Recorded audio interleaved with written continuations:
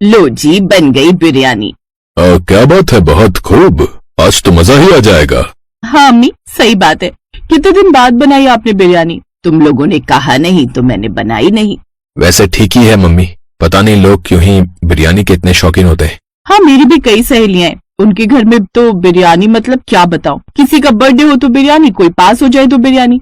अच्छा, बातें बंद, बिरयानी पर ध्यान दो सब। ये कहकर नज़मा ने सभी को अपनी बनाई हुई बिरयानी परोसनी शुरू की और फोन देखते देखते ही बिरयानी खाने लगे। ये क्या तरीका है? तुम दोनों अपने फोन नीचे रखो और चुपचाप पहले खाना खाओ। पापा, फोन इसीलिए खोला ताकि खाने पर ध्यान न जाए, वरना हमारा पेट नहीं भरेगा। ऐसा नहीं कहते हैं इकरा, दुनिया में देखो तो कितने गरीब लोग हैं। अगर उन्हें बिरयानी मिल जाए ना तो वो तुम्हें 1000 दुआएं देंगे और शौक से खाएंगे।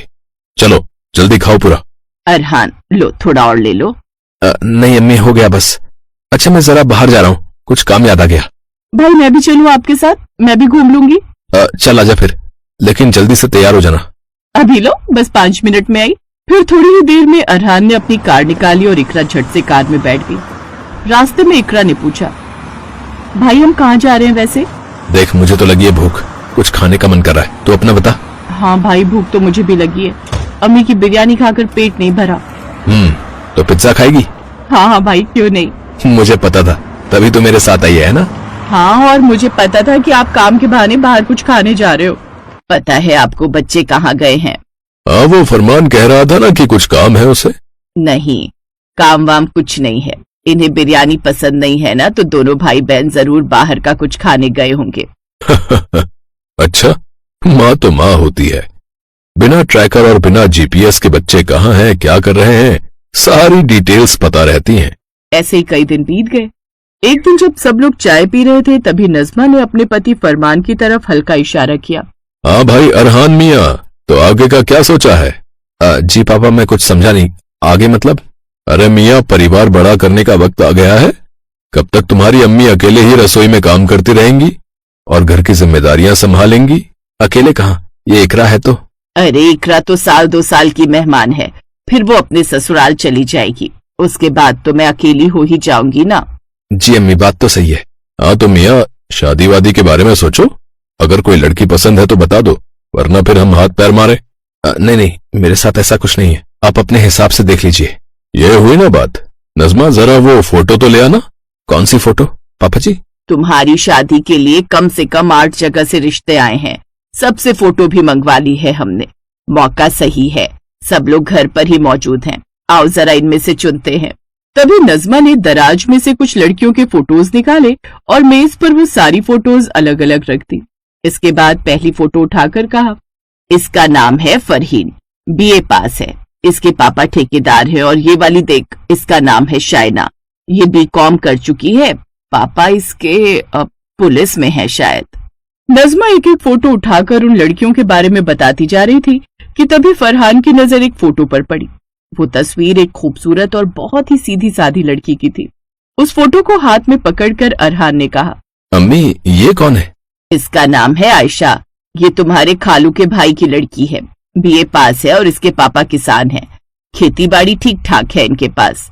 अरे खेती बाड़ी का हमें क्या करना? क्या हुआ अरहान मियाँ, ये वाली पसंद है क्या? हाँ मतलब आप लोग देख लो अपने हिसाब से। शर्माते हुए अरहान की बात सुनकर सभी लोग हंसने लगे और फिर कुछ दिन बाद अरहान और आयशा का निकाह पढ़ा दिया गया। अब आयशा बहू बनकर घर आ गई।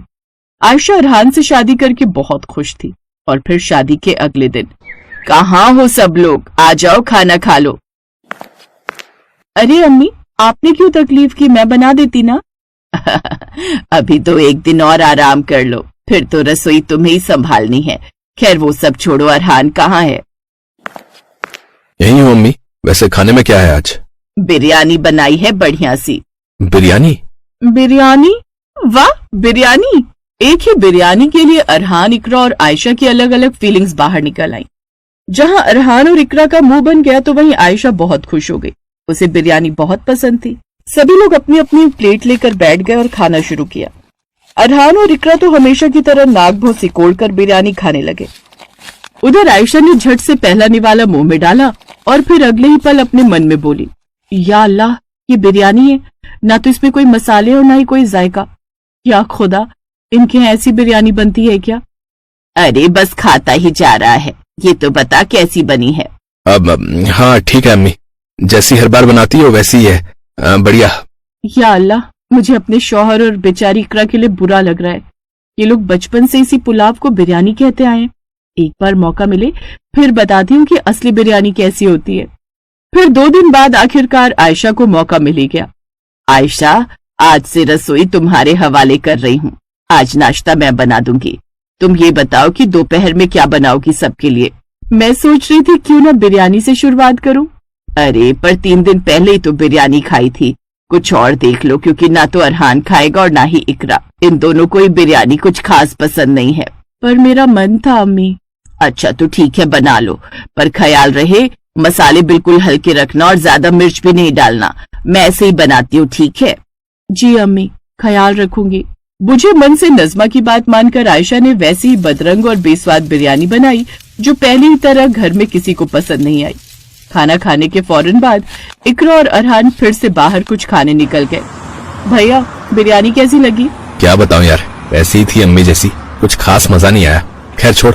अरहान और इकरा समझ गए थे कि आयशा भले ही दूसरे घर से आई है, लेकिन वो बिल्कुल वैसी ही बिरयानी बना रही थी जैसी नज़मा बनाती थी।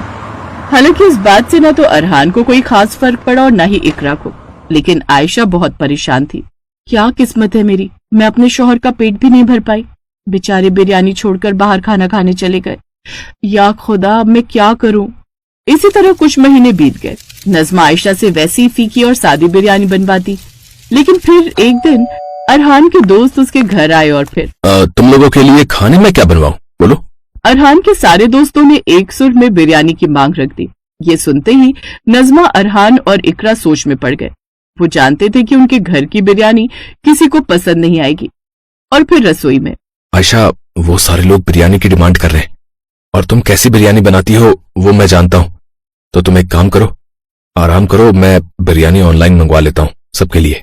ऐसा मत करिए, मैं वादा करती हूँ कि आपके दोस्तों को शिकायत का मौका नहीं दूंगी। बस मुझे एक मौका दे दीजिए। तुम इतना जोर दे रही हो तो ठीक है, बस ख्याल रखना बिरयानी अच्छी होनी चाहिए, वरना ये सब के सब जिंदगी भर मेरा मजाक उड़ाएंगे। आप फिक्र मत करिए, इस बार की बिरयानी बिल्कुल अलग होगी। लोग ज्यादा थे इसलिए आयशा को एक हेल्पर की जरूरत थी। उसने झट से इकरा को आवाज लगाई और फिर, हाँ भाभी, आपने बुलाया था क्या? हाँ इकरा, अब इज्जत का सवाल है, आज कुछ तो अलग करना पड़ेगा। बिरयानी में क्या अलग कर लोगी भाभी? चलो आज मैं तुम्हें असली बिरयानी बनाना सिखाती हूँ। आयशा की बात सुनकर इकरा सोच में पड़ गई, क्योंकि उसे नहीं पता था कि असली बिरयानी बनती कैसे है। क्या तूफान बना रही हो आप भाभी? आपने ये कैसी बिरयानी बनाई है? मैं क्या बताऊं, तुम खुद ही खाकर बताना कैसी बनी है। कुछ ही देर में बिरयानी तैयार थी।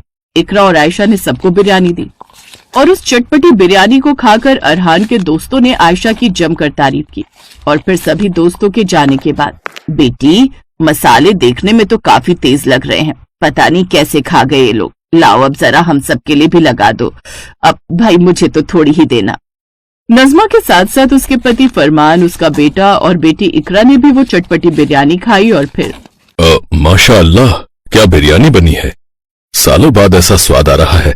क्या बात है, जीती रहो बहू। चटपटी बिरयानी खाकर अरहान और इकरा को भी मजा आ गया था। कमाल हो तुम आयशा, क्या बिरयानी बनाई तुमने। अब समझा मेरे दोस्त क्यों उंगलियां चाट चाट कर खा रहे थे। अरे तू चुप रहे अरहान, बड़ाया बीवी का दीवाना। आयशा, मैंने तुमसे कहा था कि मसाले हल्के रखना, पर ये क्या किया तुमने? कितनी चटपटी है ये, क्या तुम हम सबका पेट खराब करके ही मानोगी? इससे पहले कि आयशा कुछ कहती कि तभी उसके ससुर फरमान सामने आ गए।